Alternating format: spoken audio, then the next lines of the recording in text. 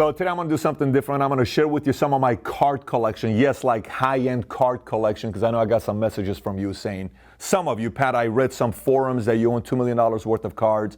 Is it right? Is it not right? Can you share some of the pieces? I'm doing that for you today. And by the way, here's why I'm doing it. There's a reason behind the madness. Let me explain to you what the reason behind the madness is. So I'm not the only one that collects weird things. Let me give you some names. Angelina Jolie collects knives. I don't know why, but she collects knives. Nicolas Cage collects comic books. Matter of fact, he owned a Superman #1, the old school, the main one. And by the way, somebody stole it from him. And then he eventually found it back, and they brought it back to him, and he sold it recently for $2.1 million. A comic book he sold for $2.1 million. Robin Williams, Billy Crystal, and Charlie Sheen collect baseball cards. I want to say Brad Pitt collects metal furniture. Tom Hanks collects typewriters. Jay-Z collects watches. There's a list of these names of what people collect. I like baseball cards, and there's a reason why I collect baseball cards. So when I was a kid, I used to go around collecting beer bottles. Late at night, my mom and my sister would go to sleep. I would take my shopping cart, and I would go from trash cans, and I would collect 2-liter bottles, because it was 5 cents per 2-liter bottle. And then per 2 cans, I would get 5 cents at Albertsons, and I would go recycle, and I would go take that money that I had with my friend Adrian, and we would go and we would buy baseball cards. And I always wanted to have this 1992 Stadium Club Shaq when he was coming out of LSU. It was a card. I was like $40 cost, not a big deal. But to me, it was a big deal. So, and the first time I started collecting cards, I was in Germany. When Germany won the World Cup in 1990, I was in Germany. Everything shut down for a week. I was in Germany when they won the World Cup, and it was the first time I collected cards. And then later on, it got bigger. And I remember I said, in 1991, I never forget this, Bruce McNall and Wayne Gretzky bought a card in 1991. It was a Honus Wagner card, T206. They bought it, I want to say, for $451,000 is what they bought it for. That card they bought in 1991 for $451,000. Today, I want to say it sold a couple years ago for $7.5 million. And by the way, if you know anybody who has that card, please send me a tweet. I'd like to talk to them. My handle is Patrick Bet David. Send me a tweet. I'd like to talk to the person that owns a Honus Wagner card. But the point is, think about $451,000. You buy something for $451,000 in 1991. What does it sell for today? A house, if you would have bought in 1991 for $451,000, what is it worth today? $1 million? Maybe $1 million, $1 million, $2 million. One card from $451,000 to $7.5 million. So this is my card collection, what I have. Let me share it with you. The first one is a Jerry West rookie card. Now, if you know who Jerry West is, he's on the NBA logo. When you see the NBA logo, Jerry West is the logo. That's why they call him the logo. This is a 1961 Fleer, 7.5, Beckett graded services. It's probably a $5,000 card, but Jerry West, you know, he's the greatest GM in NBA today. He goes to a team, they pretty much win a championship or go to the finals or go and do things no one expected them to do, like Memphis Grizzlies did when they hired him as a consultant. But this is a legendary player. There's a lot of history behind this, so I wanted to own a rookie card. I did. The next one is a Mickey Mantle 1953 Topps. It's a BVG 7 by Beckett. This is probably a $13,000 card, Mickey Mantle. Mickey Mantle was a stud coming up. I was always a big Mickey Mantle fan. So this isn't the 1952 Topps card. So this is the 1953 Topps, but it's still a great card to have. The next one is a Will Chamberlain rookie card, PSA 8. 1961 Fleer. Obviously, Will Chamberlain is an anomaly. This guy claimed he benched 600 pounds, jumped 51 inches, and he's the only guy ever to average 50 points in a game and I think 45 rebounds in a game, which is insanity to average those kinds of rebounds. And then they told him you're a ball hogger, you don't pass. In one season, he went out there and averaged 12.4, I think, assists a game, and he led the league in assists. A 7'1" guy led the game in assists, but that's Will Chamberlain. This is probably a $15,000 card you're looking at with a Will Chamberlain. The next one is a Babe Ruth card, PSA 5, Gowdy. This one, obviously Babe Ruth, if you know nothing about baseball cards and you're thinking about investing into baseball cards, pick players and don't go too modern. Go pre-70s, go pre-60s if you could, even better. But if you can get any Babe Ruth cards that are graded by PSA, you keep them for a while, it's going to do okay for you. This is probably a $15,000 card. It's probably a $13,000 card. Still a nice card. The next one is a Ted Williams 1939 play ball. This is probably Ted Williams' best card you can get. And I want to say this is a rookie card. PSA 8, I think one of these sold recently for $42K. Ted Williams won Triple Crown pre-World War because he went to the war. He says, I'm going to go to war. So one day he just decides, I'm going to war. He goes to war. He wins a Triple Crown, then goes to war, comes back from war, and wins Triple Crown again. Last guy who batted .406. Baseball players today get paid $20, $30 million a year to hit 3 out of 10 pitches. This guy would hit 4 out of 10 pitches. If he was playing today, he'd be making $60, $70, $80 million a year. And that's probably lowballing the number that he'd be worth. He'd be the first billion-dollar contract if he played today. But that's Ted Williams. I'm a big Ted Williams fan because psychologically he played with the media. He was a brilliant guy outside of just playing baseball. Joe DiMaggio. Okay, Joe DiMaggio is known for a lot of things. One of the things he's known for is a 56-game hit streak. 56 games in a row he got a hit. The other thing he's famous for is he married the woman that was on the first ever Playboy magazine, which is Marilyn Monroe. Many, many men admired and they fantasized about Marilyn Monroe. This guy didn't have to fantasize because every night he went home, it wasn't a fantasy, it was a reality with Marilyn Monroe. It didn't last a long time, but he was at least with her for a while.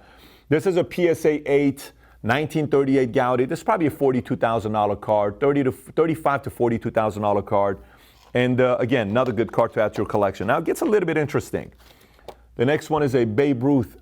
This is card number 149. It's part of the same collection, but in that collection, they had a few Babe Ruth. This one's card number 144. This is 149.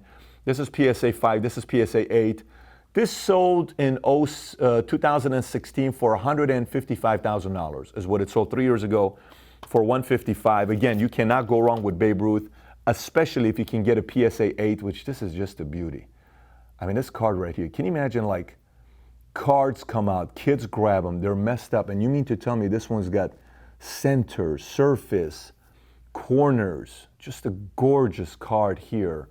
Babe Ruth, first man to hit 60 home runs. I think Roger Maris broke his record in 1961 with 61 home runs. And people were upset that he broke the record, and he was psychologically tortured so much because everybody loved Babe Ruth so much. And Roger wasn't ever a superstar. He was a low-key guy. They did a movie about him. But anyways, that's Babe Ruth. Now we're getting interesting. Now it's getting interesting here with some of the cards. Let me show you this one here.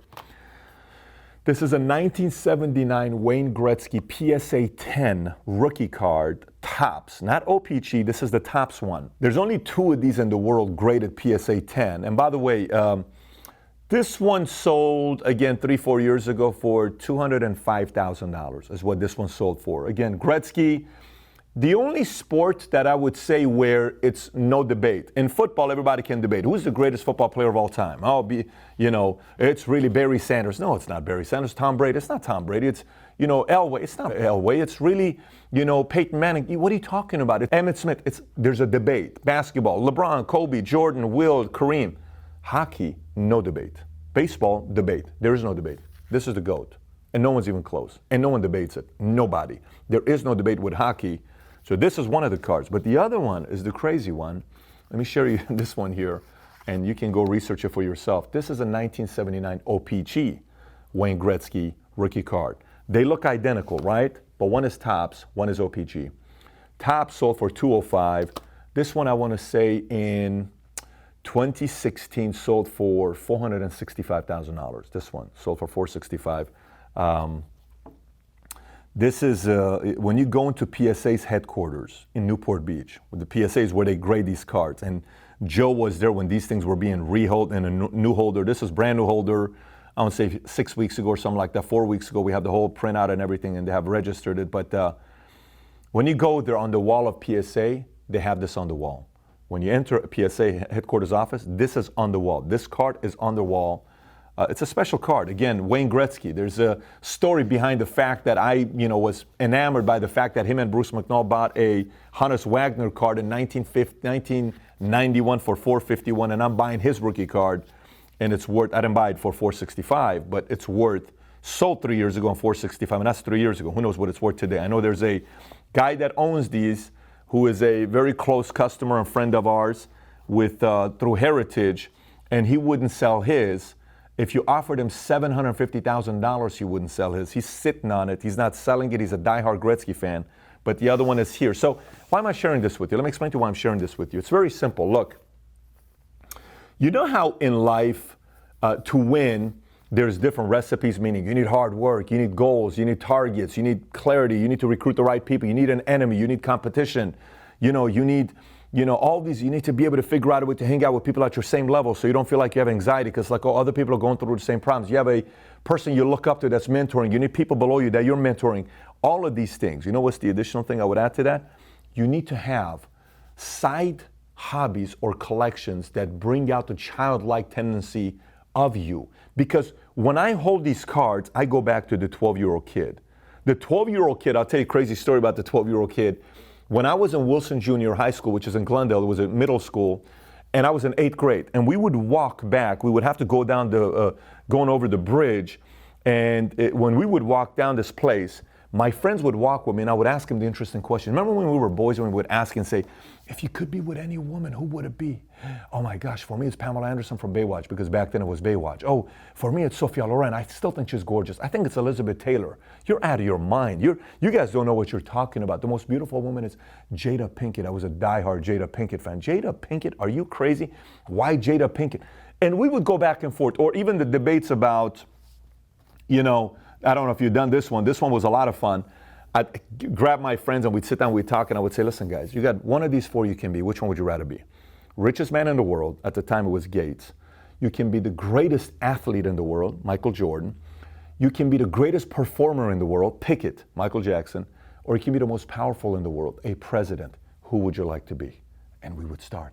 Oh, there's no way in the world I would want to be the basketball player. Who cares about basketball? It's a sport. After you're done, it's over. Are you kidding me? I want to be in that because if you're basketball, everybody watches you. The billionaire, the president, and the Hollywood stars and entertain. Everybody watches you. If you're the president, you make decisions. If you're a billionaire, you buy everything. That was the mindset, right? Because it was a dream, right?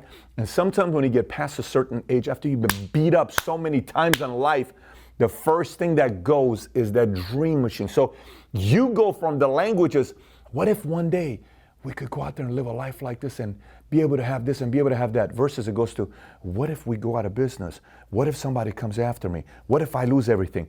The what if starts the same way, but it used to go this way, now it goes this way. You got to figure out a way to bring it from this side to this side by re-energizing yourself and going back to being childlike, not childish, childlike. So I made a video I want you to watch called 11 Reasons Why the Best Entrepreneurs Are Childlike. Click on the thumbnail to go watch it, and we'll put it in the description as well. But the whole idea is for you to start going back to dreaming again. When you do, people want to be around you. You recruit better people. Clients want to be around you. People want to do business with you. You become attractive again because you're dreaming again, right? So this is just for me. You may say, Pat, I could care less. I cannot believe you paid, how much money you paid. $500,000 for what? For a piece of paper? I would never do something like that. That's fine. But it doesn't matter if you like what I like. Maybe you like the watches. Maybe you like a comic book. Maybe you like jewelry. Maybe you like a certain stamp. Maybe you like coins. Go get it and look at it and appreciate it. And it takes you back to what you were like when you were 6, 7, 8, 10, 11, 12 years old, because it brings back that childlike tendency. Anyways, having said that, if you got anything you collect, I want to read about it. Post it down in the comment section. And if you know anybody that has a Honus Magnet card or the Mickey Mantle PSA 10 card, I'm a qualified buyer. Send me a tweet at Patrick Bay David. I would love to talk to you. Don't know if we'll do business together or not, but I'd love to have a conversation with you. Take care, everybody. Again, if you haven't subbed, please do so as well. Bye-bye.